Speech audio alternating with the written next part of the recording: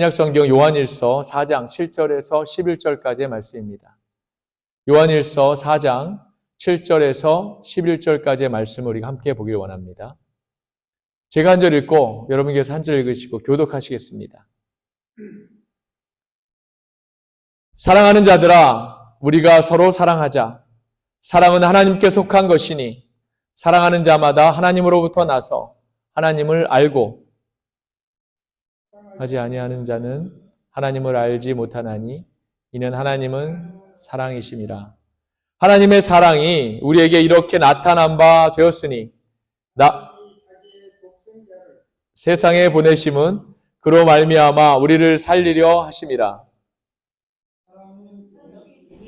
우리가 하나님을 사랑한 것이 아니요 하나님이 우리를 사랑하사 우리 죄를 속하기 위하여 화목제물로 그 아들을 보내셨습니다.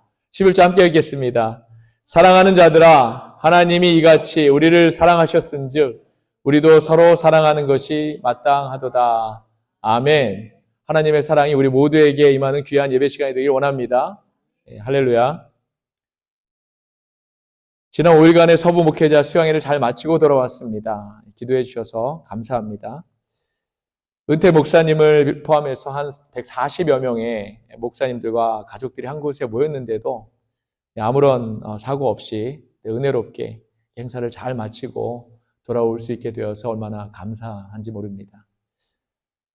더욱이 여러 목사님들과 대화하고 교제하면서 사역의 이야기를 이제 나누기도 했는데 다들 교회가 어렵지요, 여러분. 어려운 가운데서도 역시 교회가 굳건하게 버틸 수 있는 것은 교회 안에 사랑이 있기 때문이라고 이렇게 생각이 듭니다. 역시 교회 안에 사랑이 없으면 교회가 교회될 수 없구나 하는 그런 생각을 제가 다시 한번 하게 되었습니다. 세상의 다른 어떤 종교에서도 찾아볼 수 없는 것이 바로 우리 주님이 주신 우리 기독교의 사랑이라고 저는 믿습니다. 우리 기독교만이 세상에서 유일한 사랑의 공동체이고 구원의 공동체이지요. 믿지 않는 사람에게도 교회가 어떤 곳입니까? 이렇게 물어보면 교회가 사랑의 공동체 아닙니까? 이렇게 말하는 사람들을 많이 듣습니다, 여러분. 그래서 교회하면 사랑이고 우리 하나님 하면 바로 사랑입니다. 또한 이 사랑은요, 세상의 사랑과는 질적으로 완전히 다른 사랑이지요. 이 사랑은 우리를 위하여 자기 목숨을 내어놓으신, 채찍에 맞아가며 고통을 참으시고 십자가에 피 흘려 죽으신 아무 죄도 없으신 분이 이 세상의 죄를 온전히 짊어지시고 대신 죽음으로 희생하신 그러한 완전하고 겸손한 사랑이기 때문에 이 사랑이 더 위대하고 고귀한 것입니다, 여러분. 우리를 향한 하나님 아버지의 사랑은 당신의 아들까지 내어주신 정말 무조건적이고 일방적인 사랑인 것입니다. 언젠가 어떤 목사님으로부터 그래서 나는 하나님의 이러한 사랑을 절대로 배반할 수 없습니다. 이런 믿음의 고백을 제가 들었던 기억이 있습니다. 사랑하는 여러분, 그렇습니다. 하나님의 이러한 우리를 향하신 사랑에 우리가 결코 배반할 수 없습니다. 성경은 하나님을 배반하는 행위에 대해서 이야기를 하고 있는데 그것은 바로 하나님 이외에 다른 것들을 바라보고 섬기는 것, 이것이 하나님을 배반하는 일이라고 이야기하죠. 또 하나님의 말씀에 불순종하는 것, 하나님보다도 더 나 자신을 사랑하는 것, 이것이 바로 하나님을 배반하는 것이라고 이야기합니다. 그래서 우리의 신앙은 바로 나 자신을 더 사랑하는가 아니면 하나님을 더 사랑하는가, 바로 이것의 싸움이라고 믿습니다. 이것이 저와 여러분, 우리 평생의 영적 싸움임을 우리가 분명히 깨달아서 우리의 일상에서도 날마다 말씀으로 승리하고 믿음으로 승리하시는 저와 여러분이 다 되시기를 소원합니다. 아멘.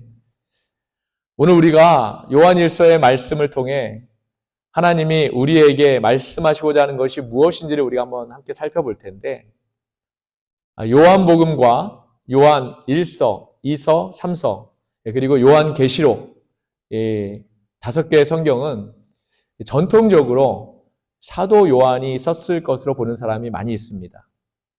물론 이 주장에 대해서 이제 뭐 적지 않은 이견이 있기는 하지만, 그럼에도 이견을 이야기하는 사람들의 주장을 뒷받침할 결정적 증거가 없기 때문에 저도 사도 요한을 저자로 이제 믿고 생각하면서 오늘 말씀을 한번 여러분과 나누길 원합니다. 사도 요한은 성경을 읽어보면 볼수록 예수님의 사랑하는 제자였던 것 같습니다. 또한 우리 주님의 사역과 기적을 그가 보면서 이제 앞으로 내가 정말 우리 주님과 함께 이 세상을 정말 누리며 통치하면서 같이 살 수 있겠구나라는 그런 미래를 꿈꿔보기도 했지만, 우리 주님이 십자가에서 죽으시면서 이제 그 꿈이 모두 물거품이 되고 말지요. 그렇게 그의 인생이 이제 예수님과는 전혀 상관없는 삶을 그렇게 살게 될 것 같았는데, 우리 주님이 부활하시고 그에게 나타나셨고 40일 동안을 주님과 함께 지내다가 바로 그의 눈앞에서 하늘로 승천하신 우리 주님의 모습을 모두 목격하면서 이제 주님과 그 복음을 위해 상관없는 사람에서 상관 있는 사람으로 이렇게 거듭나게 된 것입니다. 거기에다가 오순절 성령 강림 사건 때에는 베드로와 같이 마가의 다락방에 그가 함께 있었고, 성령을 강력하게 체험하고 나서는 베드로와 같이 우리가 보고 들은 것을 말하지 않을 수 없다, 이렇게 담대하게 복음을 전하던 복음의 선포자가 되었다는 것이지요. 그러던 그가 이제 복음의 일꾼으로 많은 시간을 그의 평생에 보내게 되지요. 그러고서 많은 시간이 지나서 요한 일서를 통해 지금 누군가에게 목회 서신을 보내고 있는 것입니다. 사도행전 8장 14절에 보면 요한은 예루살렘에 있는 사도들과 함께 지냈다는 것을 우리가 알 수 있습니다. 또 바울은 갈라디아서 2장 9절에서 뭐라고 얘기하냐면 요한을 가리켜서 예루살렘 교회의 기둥의 한 사람이라고 이렇게 소개하기도 했습니다. 많은 부분을 예루살렘 교회에 있었고 예루살렘 교회를 섬겼다는 거지요. 그럼에도 이제 계시록 1장을 제외하고는 성경에는 그 이후에 그에 대한 기록이 거의 없습니다. 그래서 그가 어떤 사역을 했는지, 또 무슨 일을 행했는지, 무슨 기적을 행했는지 뭐 이런 건 우리가 알 수 없죠.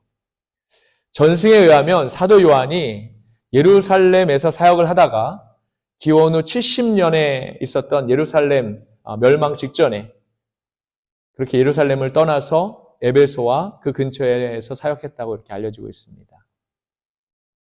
그리고 계시록 2장 3장에 기록되어 있는 로마 소아시아에 있는 7교회는 분명하게 그의 사역의 장소였고 일부였다는 것을 우리가 알게 됩니다. 요한일서를 받는 대상이 분명하지 않습니다. 분명하지는 않지만 소아시아에 있는 교회들 중에 하나이거나 혹은 이 교회들에게 모두에게 보낸 그런 편지일 것으로 이제 추정을 하지요. 요한일서는 요한복음이 기록된 후에 에베소에서 쓰여진 것으로 보고 있는데 아쉽게도 그 기록된 연도는 우리가 정확히 알 수는 없습니다. 도미티안 황제에 시작된 기독교 박해에 대한 언급이 이 성경에 없기 때문에 아마도 계시록이 기록되기 전에 쓰여진 것으로 우리가 보고, 사실 이 편지에 쓴 목적은 소아시아 교회들이 그 지역에서 활동하는 이단들에게 속지 않게 하기 위해서 쓰여진 것이 편지의 목적입니다. 바로 예수님의 성육신을 부인하는 그런 이단들 때문이죠. 그럼에도 요한일서를 이렇게 계속 읽어보면 그 주제가 하나님과의 사귐, 그리스도인으로서 하나님과 어떻게 사귀어야 되고, 또 하나님께서 우리에게 주신 사랑, 하나님이 곧 사랑이시다. 그러므로 너희도 서로 사랑하라. 우리가 잘 아는 그런 대목인데 바로 하나님과의 사귐이고 사랑에 대한 그런 기록입니다.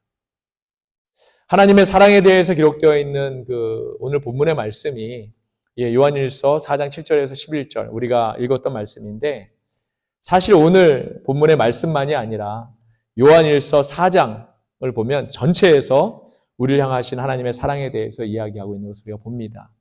그래서 여러분 모두 시간이 되시면 요한일서 4장을 처음부터 끝까지 길지 않습니다. 한번 댁에서나 이렇게 읽어보시면 좋겠습니다. 이 본문을 읽어보면 요한 사도는 우리를 향한 하나님의 위대한 사랑에 대해서 또 그 비밀에 대해서 아주 정확하게 알고 있었던 것 같습니다. 하나님의 사랑과 관련된 그 어떤 설교의 말씀보다도 4장 전체를 그냥 몇 번이고 읽고 또 읽는 것이 어떤 설교보다도 더 나을 정도로 이 말씀은 너무나 귀하고 정말 주옥 같은 하나님의 사랑을 우리에게 보여주고 있습니다. 그런데 아까도 말씀드렸지만 요한 사도가 요한 1서를 쓴 이유는 영지주의와 예수 가연설 이런 것들을 주장했던 당시의 이단들 때문이었습니다. 한국에서도 많은 이단들이 있죠. JMS나 신천지 그리고 구원파 같은 그런 이단들 때문에 교회들이 많은 피해를 보고 또 교회들이 도전받고 또 믿지 않는 사람들이 그것도 같은 우리 기독교인 줄 알고 또 넘어가고 이런 것들을 우리가 많이 봅니다. 마지막 때가 되니까 이렇게 거짓 선지자와 단체들이 믿는 사람들을 미혹하고 거짓의 영으로 끌어들여서 많은 영혼들이 하나님을 제대로 믿지 못하게 만들고 또 믿던 사람들도 배교하게 함으로 영적으로 병들게 하고 있다는 것입니다. 이단들은 불안하고 외롭고 갈급하는 사람들을 먼저 그런 사람들만 골라서 그들에게 거짓으로 사랑하는 체하면서 돌봐주고 하다가 그 사람들이 자신들에게 깊이 개입됐다고 생각하면 그때서야 이제 실체를 드러내지요. 드러내서 빠져나갈 수 없게 만드는 그런 특징이 있습니다. 그들은 정말 계획을 잘 세워서 치밀하고 계획적으로 접근해서 그 사람이 넘어갈 수밖에 없을 정도로 미혹하고 유혹하고 있는 것이지요. 성경에서 이야기하는 미혹의 영이 바로 이단의 영인 것 같습니다. 그런데 나중에 이단들의 실체를 알게 되더라도 이제 당하는 사람은 자신이 그곳에서도 버려질까 봐. 삶에서 많은 사람으로부터 외면당하고 외롭고 이러던 사람들이 그곳에 들어갔는데 그곳에서조차도 그들에게 버려질까 봐 알면서도 또 이미 그 교리나 거짓의 영이 심어져서 결국은 빠져나올 수 없게 된다는 것입니다. 처음에는 사랑으로 접근했지만 마지막은 정죄와 거짓과 가짜로 결국 드러나게 되는 것이 이단들입니다. 사탄의 어원인 디아블로라는 말을 살펴보면 디아블로에서 디아라는 말이 바로 갈라놓는다는 말입니다. 갈라놓는다는 말이죠.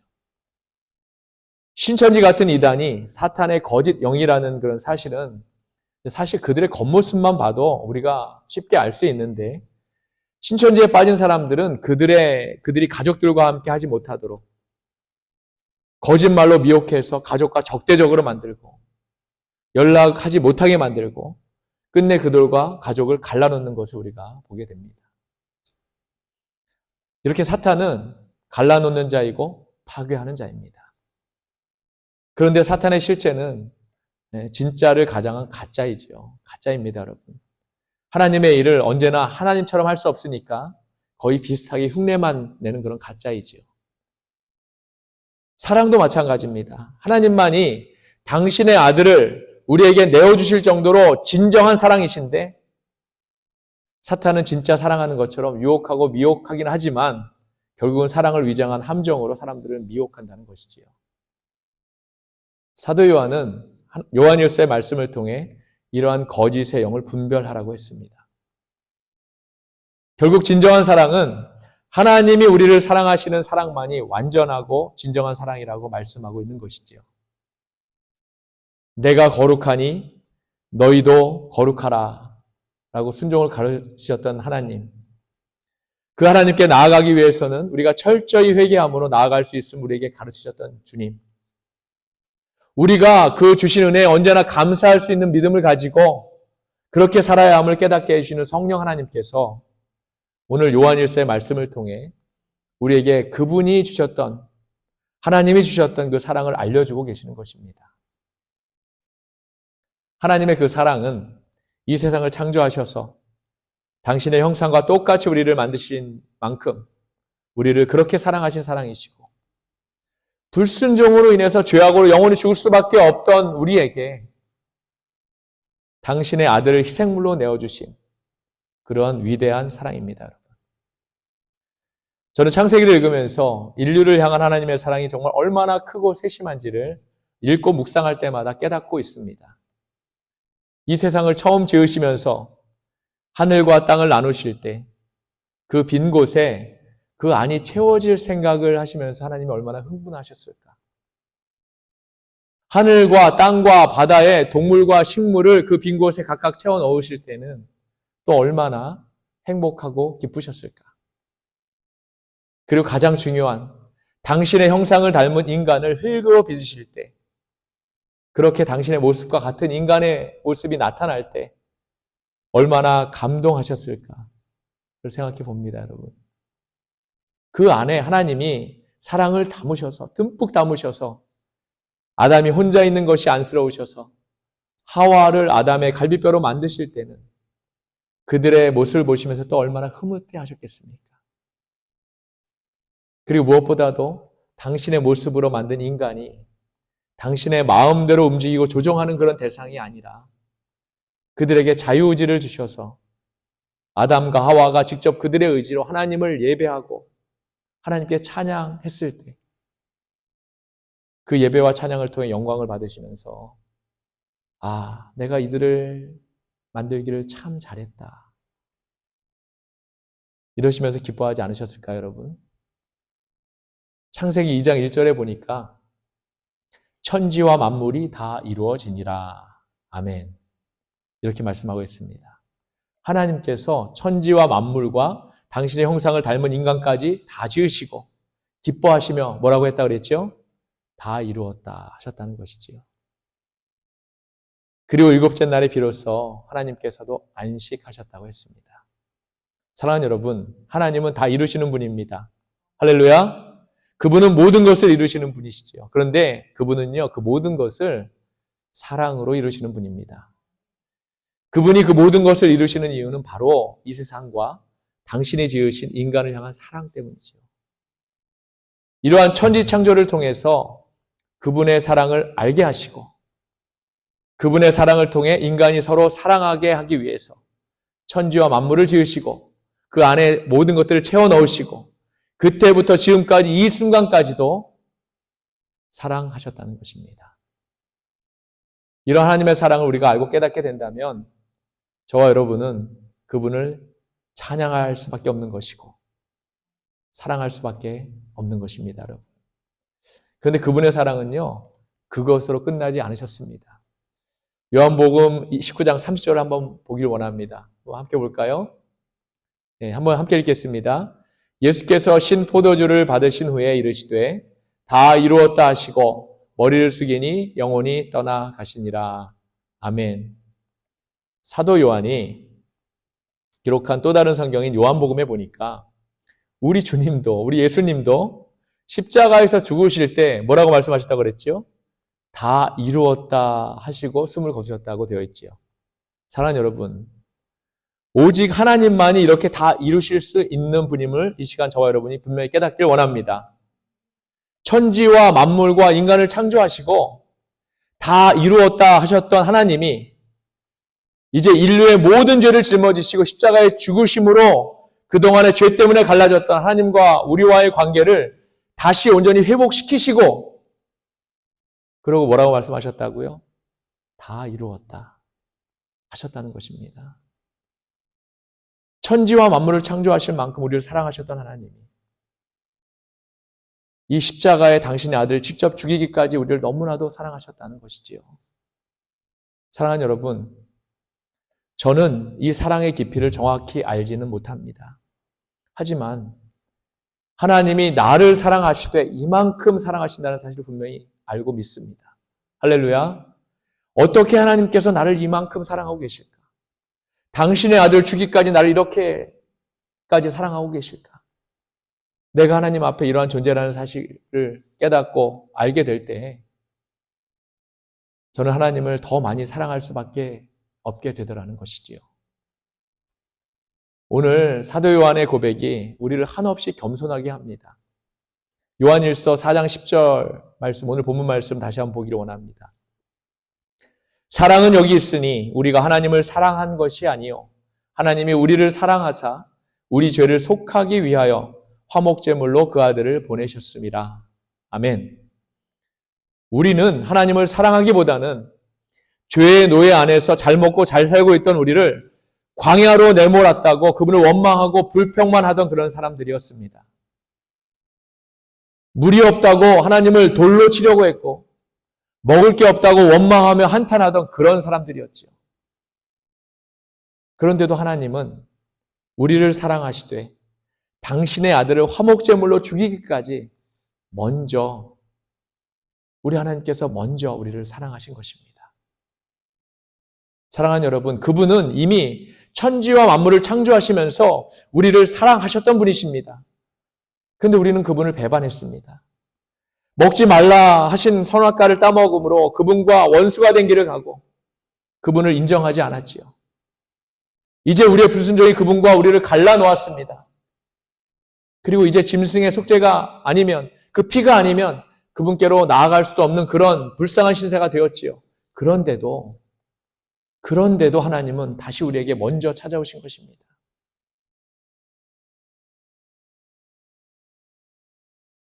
그분의 사랑을 듬뿍 들고 다시 찾아오신 것이지요.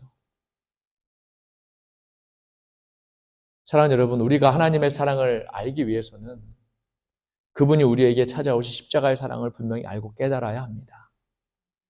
그 사랑이 얼마나 나를 사랑하시는 하나님의 사랑인지를 깨달아 알아야 합니다.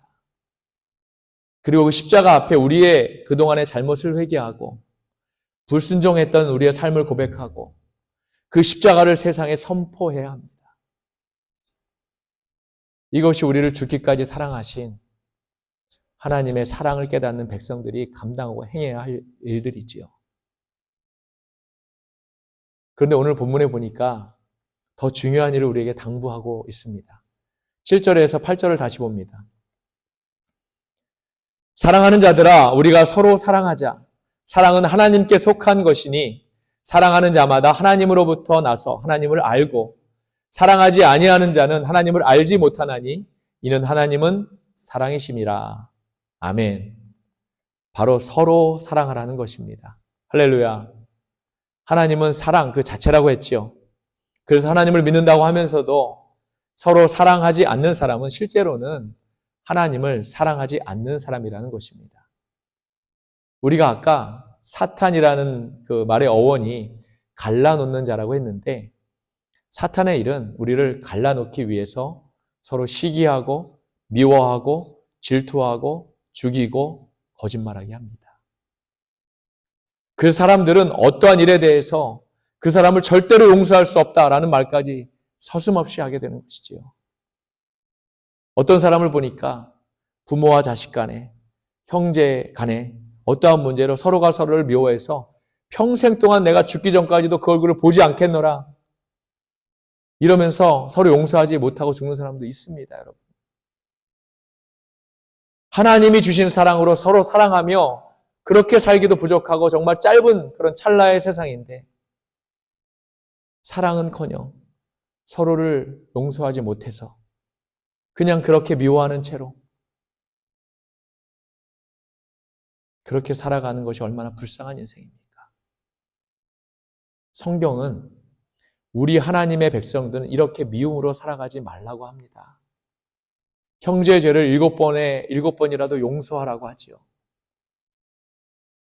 그런데 우리 주님은 용서하는 것만으로는 안 된다고 하십니다, 여러분. 주님은 우리 보고 원수를 용서하는 것으로도 안 되고 그 영혼을 사랑하라고 하십니다. 저는 이 말씀이 거의 불가능하다고 생각했습니다. 아니, 주님께서는 사람이 할 수 없는 일을 어떻게 하라고 하실까? 그런데요, 여러분, 사람으로는 할 수 없으되 주님으로는 할 수 있다고 하십니다. 무슨 말입니까? 원수를 용서하는 것을 넘어서 그 영혼을 도저히 사랑할 수 없을 때 바로 그때 십자가의 주님을 바라보라는 말씀입니다. 우리의 힘과 능력과 노력으로 애쓴다고 해서 원수를 사랑하는 일이 되지 않습니다. 십자가의 주님만이 그렇게 하셨기 때문에 우리가 그 십자가에서 돌아가신 주님을 바라보고 그분이 나 때문에 내 죄 때문에 죽으신 것을 다시 우리가 깨닫고 생각할 때 우리는 원수를 용서하게 또 용서할 수 있는 것이고 용서하는 것을 넘어서 사랑할 수 있다는 것입니다. 10절과 11절의 말씀을 다시 봅니다. 사랑은 여기 있으니 우리가 하나님을 사랑한 것이 아니요 하나님은 우리를 사랑하사 우리 죄를 속하기 위하여 화목제물로 그 아들을 보내셨음이라. 사랑하는 자들아 하나님이 이같이 우리를 사랑하셨은즉 우리도 서로 사랑하는 것이 마땅하도다. 아멘. 하나님이 우리에게 이렇게 사랑하신 것처럼 우리도 원수까지도 이렇게 사랑하는 것이 마땅하다고 했습니다. 우리의 죄가 하나님과 원수되게 했는데 그러한 원수를 하나님이 사랑하시되 독생자를 화목제물로 주시기까지 사랑하셨다고 했습니다. 하나님이 이렇게 나를 사랑하셨는데 이 사랑을 깨닫는 내가, 하나님의 대속의 사랑을 체험한 내가, 그 주님을 만난 내가 원수까지도 결국은 사랑할 수밖에 없게 되지 않겠습니까, 여러분? 요한일서 4장 20절을 함께 보겠습니다. 한 목소리로 함께 읽기 원합니다. 함께 읽겠습니다. 누구든지 하나님을 사랑하노라 하고 그 형제를 미워하면 이는 거짓말하는 자니 보는 바 그 형제를 사랑하지 아니하는 자는 보지 못하는 바 하나님을 사랑할 수 없느니라. 아멘. 하나님을 사랑한다고 하면서 형제를 미워하면 여기서 형제는 원수까지도 포함되지요. 형제나 원수를 미워하면 이는 거짓말하는 자라고 했습니다. 눈에 보이는 형제나 원수를 사랑하지 못하는 자가 어떻게 하나님을 사랑한다고 할 수 있겠느냐? 오히려 하나님께서 저와 여러분에게 물으신다는 것입니다. 말씀을 정리합니다. 사랑하는 여러분, 하나님은 사랑이십니다. 할렐루야. 그 사랑은 자신을 십자가에 직접 죽기까지 우리를 사랑하신 사랑이지요. 하나님이 나를 이렇게 사랑하신 것입니다.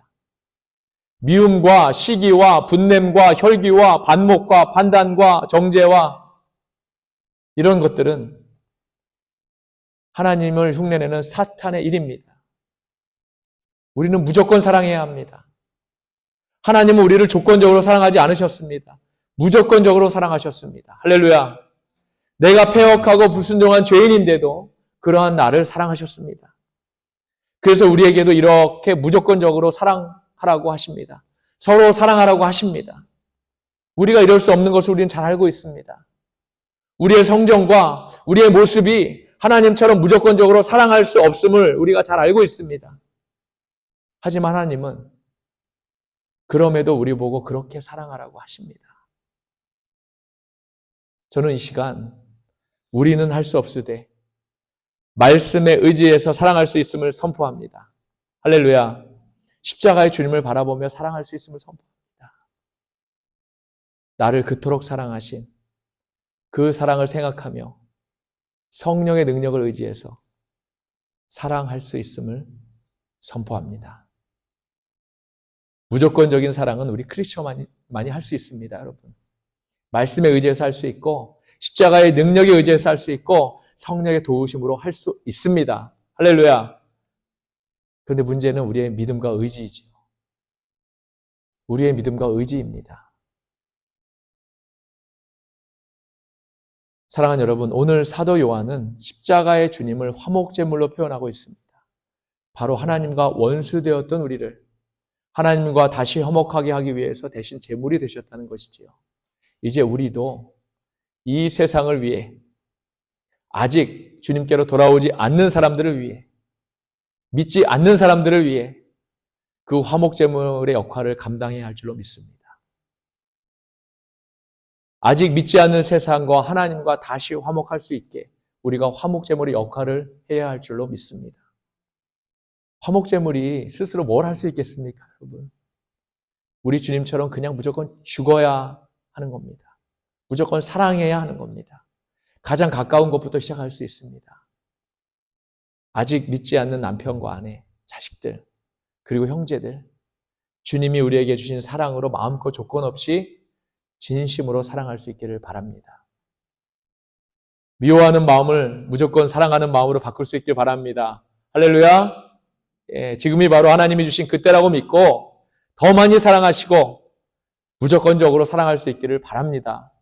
소원합니다. 내가 너희를 사랑한 것처럼 너희도 서로 사랑하라.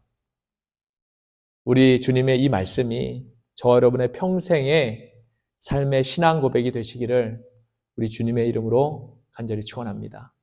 아멘. 기도하시겠습니다.